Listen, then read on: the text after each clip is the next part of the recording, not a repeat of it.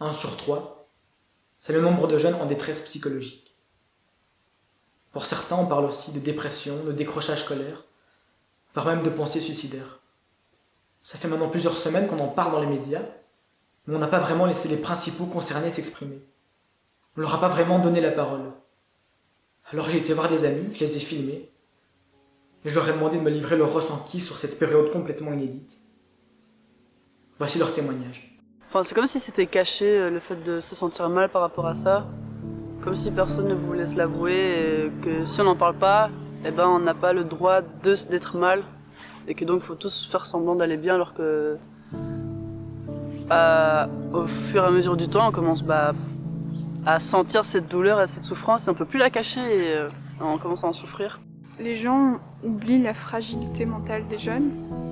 Parce l'adolescence, c'est une période où tout change, tout devient différent d'un coup, on prend de plus en plus de responsabilités. Je me sens frustrée parce qu'on est désarmés. Et, on ne nous dit pas quand ce sera fini, on dit rien.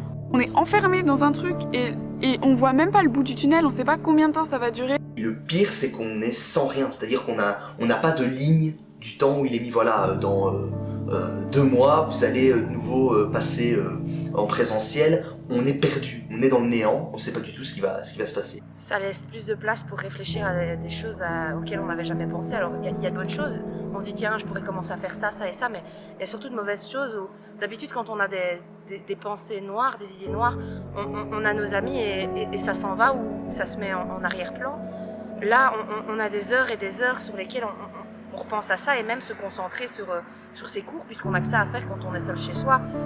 On se déconcentre et on se dit tiens, et s'il m'arrivait ça, et si jamais c'était plus jamais pareil, et si je pouvais jamais revivre ça.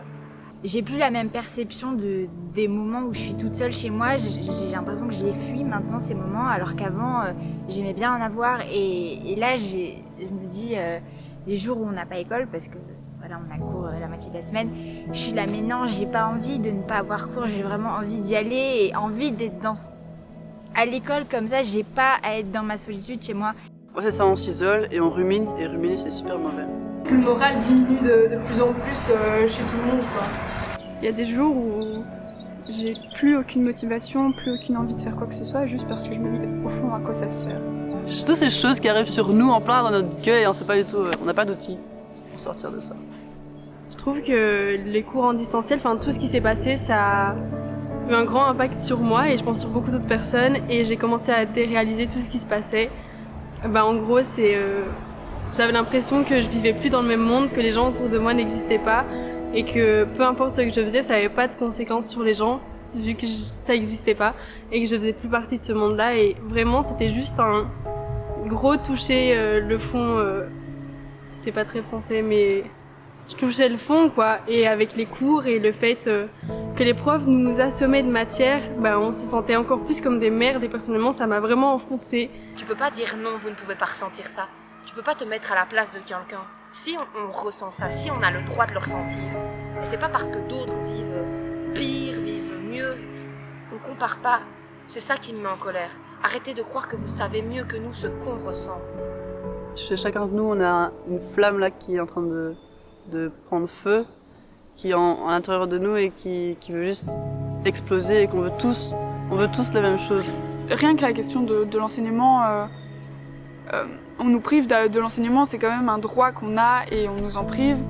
Ou 1 semaine sur 2, ce qui n'est pas du tout suffisant pour par exemple ceux qui sont dans le degré inférieur des secondaires. Il y a de plus en plus d'élèves en décrochage scolaire et même dans les universités, nombre d'amis à moi qui me disent que ils en peuvent plus parce qu'ils sont toute leur journée derrière un écran, enfermés dans leur chambre à écouter un prof en visio et que c'est juste tout sauf motivant. Déjà quand j'ai commencé à étudier vraiment pour la bloc, j'ai pas vu vraiment de différence entre la bloc et le début de l'année, étant donné que je restais dans ma chambre à étudier, ça changeait pas grand chose.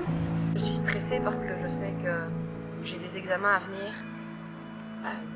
que j'ai une année de supérieure à préparer pour l'année prochaine alors que j'ai pas l'occasion d'aller voir des examens, d'aller à des journées portes ouvertes. Je pense qu'il faut aussi parler des profs qui eux aussi doivent subir une situation compliquée. Là, personnellement, la chose la plus difficile, c'est que je ressens et tous les jours, c'est ne plus nager. ne plus faire de sport en fait, enfin ne plus faire mon sport que j'avais, c'était vraiment un échappatoire que j'avais 2 fois par semaine. Je retrouvais des gens trop bien en plus et j'allais nager et c'était hyper défoulant et j'ai plus le droit de faire ça et